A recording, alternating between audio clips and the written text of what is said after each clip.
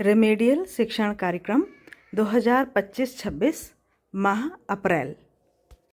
शिक्षक साथियों, आइए जानते हैं रेमेडियल शिक्षण कार्यक्रम 2025-26 के विषय में।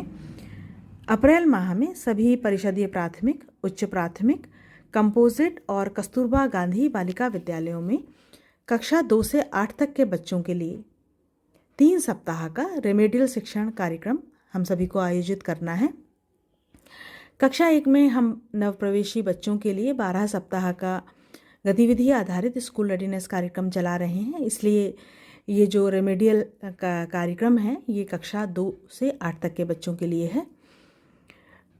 इसके लिए सबसे पहले जो भी कक्षा शिक्षक हैं कक्षा 2 से 8 तक के, उनको बच्चों का बेसलाइन आकलन करना होगा।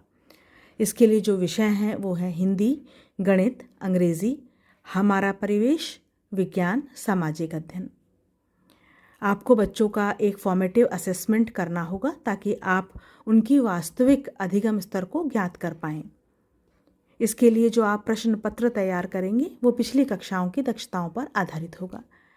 यानी कि अगर आप कक्षा 5 के बच्चे का बेसलाइन आकलन करने जा रहे हैं तो आपको कक्षा 4 की दक्षताओं पर आधारित प्रश्न पत्र तैयार करना होगा।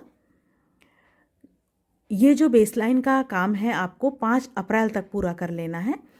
8 अप्रैल तक आप जो आपके बेसलाइन आकलन के जो परिणाम हैं उनकी समीक्षा करनी है, उसका अंकन कर लेना है और अपने स्वयं के संदर्भ के लिए इसे नोट भी कर लेना है।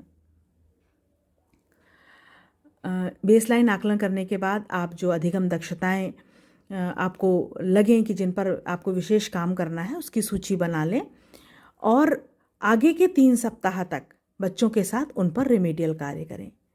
ये बात ध्यान रखनी है कि रेमेडियल शिक्षण का जो काम है वो 10 अप्रैल से आपको शुरू कर देना है।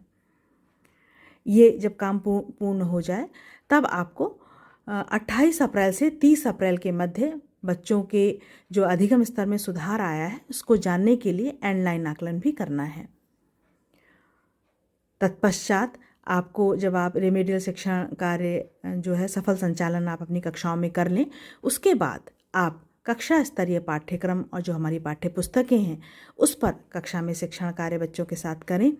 और उसके उपरांत भी यदि आपको लगता है कि कोई बच्चा ऐसा है जो जिसे अतिरिक्त सहयोग की आवश्यकता है तो आप उसको लगातार निरंतर सहयोग प्रदान करते रहें।